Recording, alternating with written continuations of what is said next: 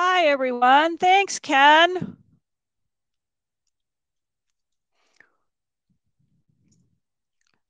So I sort of felt like we were an advertisement for an XRF machine there.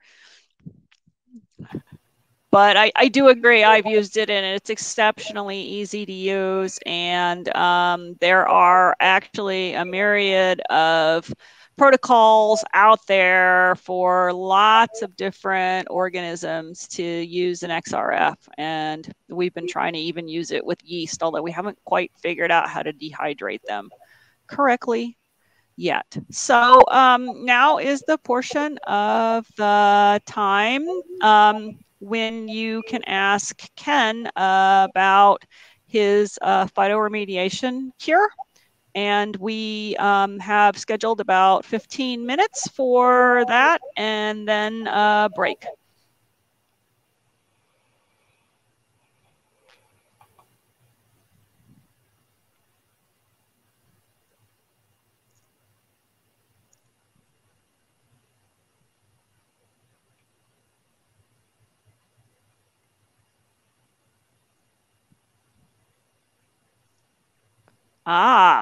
Here's a great question. Does the XRF work with bees? How many bees do you need to put in? 2 bees or not 2 bees? Oh. I'll mute myself now. All right, Pam, thank you. Thank you. Everyone loves a good bee pun. That actually would probably make it work better. We were interested in asking questions about individual bees, and we basically kind of came to the conclusion that the technique probably wouldn't work. If you were instead, say, trying to figure out contamination at the level of a hive, maybe if you dehydrated multiple bees, powdered them and put them in there, you might be able to get good signaling. We didn't work that out.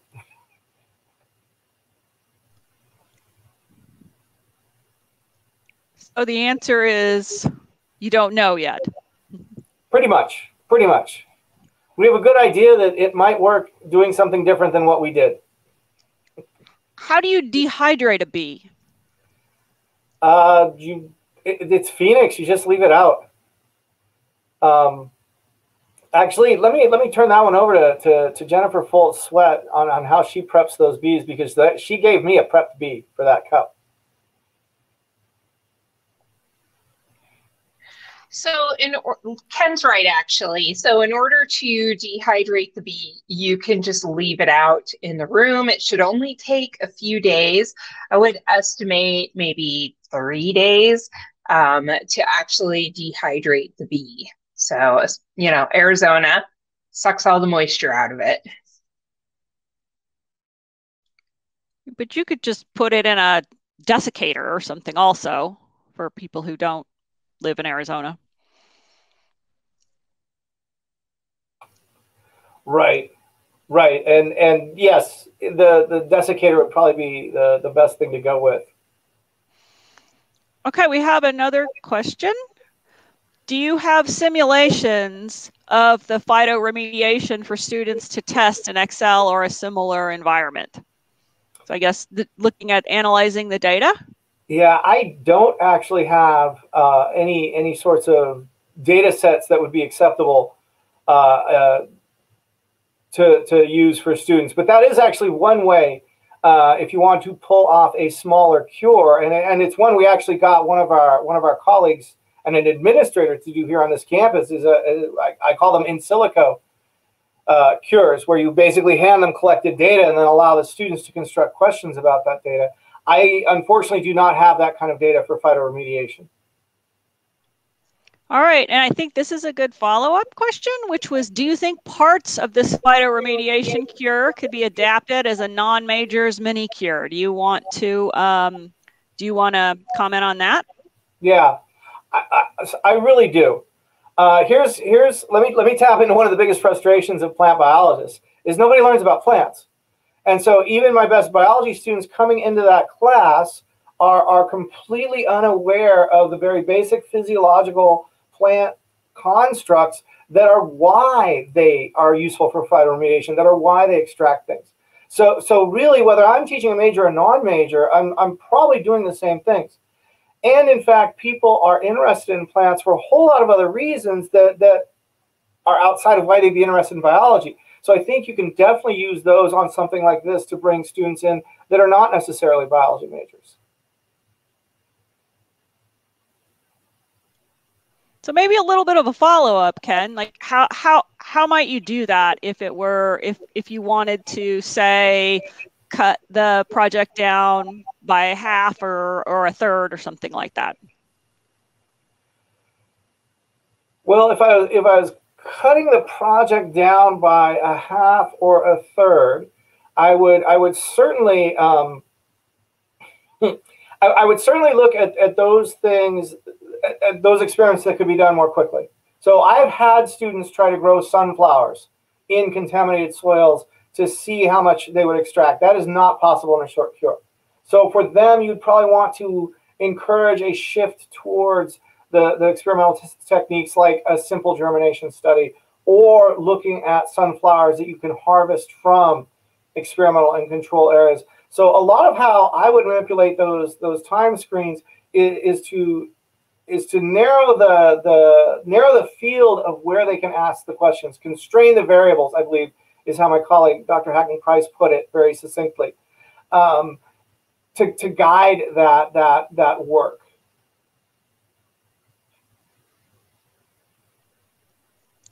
Okay, great. Let's see, we had a comment in the chat that's use the dissecting oven before to dehydrate insects before and grind them up. So that's a really good comment. Here in Arizona, it is actually all a dissecting oven, right? So we don't have those issues. So we had actually, oh, go ahead. Go ahead. Oh, yeah, I actually convinced ASU West at one point to buy me a ginormous herbarium drying cabinet for the preparation of herbarium specimens. And while I have made a number of herbarium specimens in it, I generally ended up using it as a drying cabinet for everything, soil samples, plants, and the like. If you're really stuck in a bind, when I started teaching flora here at ASU West and I had to dry out plant presses, I would ask one of my instructional specialists who had a hatchback to stick them in his car in the parking lot because we had no shade. And it works. It works. Okay, we had a question from a colleague in Tucson asking if they could potentially collaborate with us and use our XRF if they couldn't find one down there. Certainly. I would love to do some collaborations with colleagues in Southern Arizona. Get in touch with me by email and let's see what we can do. Great, thanks. And then there was another one. How many replicates of each water sample do you think were enough for the germination experiment based on your experience? Oh, that's a great question. It is a great question because I'm going to totally dodge a clear answer. And what I'm going to say is it depends, right? What is the sensitivity you're looking at? I mean, if you delved at all into statistics, what you're really asking is how much of a difference are you trying to detect in what population? So huge number of questions statistically to ask. What I tell students is you need at least 3 replicates to run statistical analysis. Right? So that's the simplest and the smallest amount they need. They are more, and then I inform them they are more likely to find a difference the more replicates they have, and try to explain them that basic idea in statistics that the more, the better, and then make it within the constraints of whatever their study is, right? I can't have a student group of 4 putting together 10,000 creosote seeds. Oh, wait, they did, because they did it even though I told them it was probably too much work. But generally speaking, you have to constrain things based on resources available. I think maybe we should have Dr. Broach follow up on that. Happy to. And it's funny because usually a power analysis, like the actual statistical method to come up with the number of replicates you need, is too complicated. And so for students, and for honestly, I mean, that's one of the harder questions to ask, because you really have to have very extensive knowledge of your population. You have to know how much you want to detect, like Ken said. You need to know a lot about what you're studying, and you need to know what test you're going to do at the end. So oftentimes with students, it's not totally feasible. I mean, in our own research, I mean, doing a power analysis would be appropriate, but mostly our replicates are based upon time and resources, right? I mean, how expensive is it to get a replicate, right? So usually we're trying to squeak out as much as we can. So often when students are having, like, when they have really small availability of replicates, I just try to make sure that their hypothesis is very simple, and that they're not comparing too many groups. I mean, like, let's say, different levels or dosages or whatever you're talking about, rather than, I mean, don't compare 10 of them, compare 2 of them with more replicates. So you just try to make them rephrase their question and rephrase their hypothesis that kind of matches your resources, because at that point, I mean, we don't have endless resources and they don't have endless time in the semester. So unfortunately, it's a lot less statistical and more practical at that point. So 3.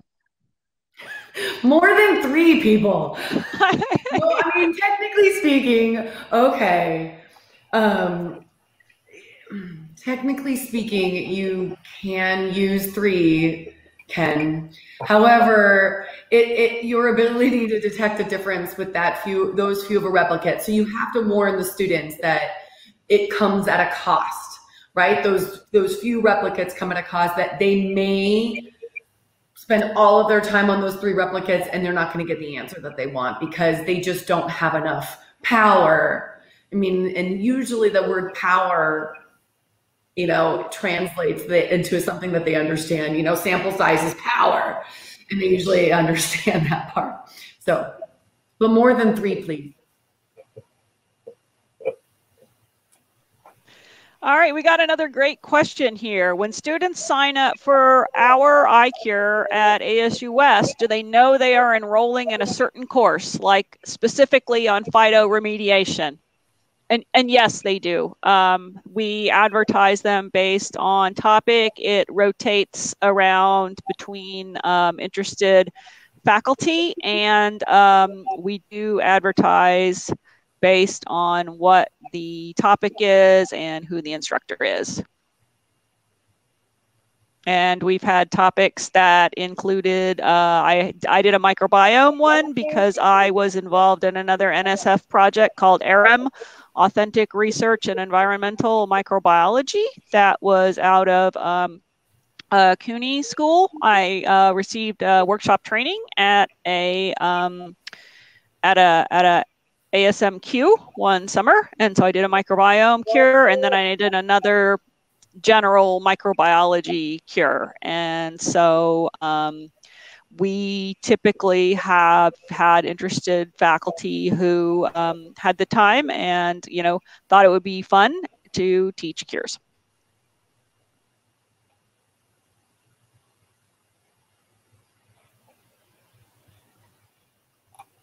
All right, more questions?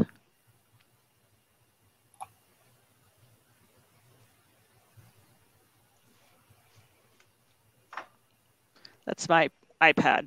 I'm watching us on 17 different pieces of technology.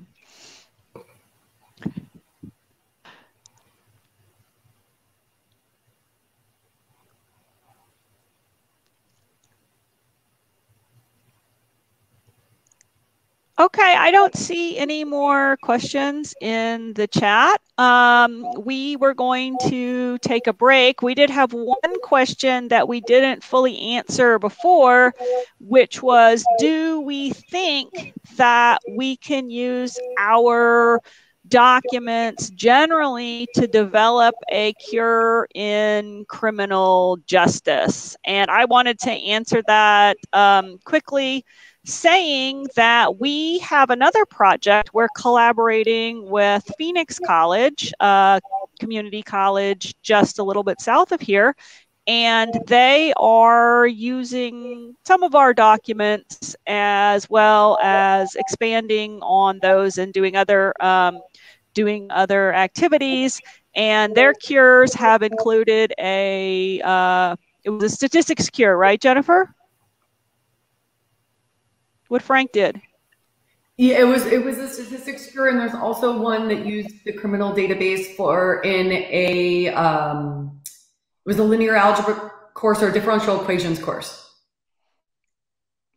So in fact, we have actually been very excited that our collaborators have been able to use what we've been doing and expand on it and really kind of, take off running and do amazing things. So I would like to say that although none of us are criminal justice faculty, that we believe that the documents and what we've developed sets a reasonable foundation for people to think about how to develop their cure. Kim Kobachek tomorrow will talk about a forensic science cure. And I know forensic science is not criminal justice, but it was about the persistence of latent forensic evidence. And so it's really kind of cool about what sort of sticks around and what the hypotheses are on that. So perhaps that will give you some ideas also. We are scheduled now for a break until the keynote at 11 o'clock. Any last questions or comments?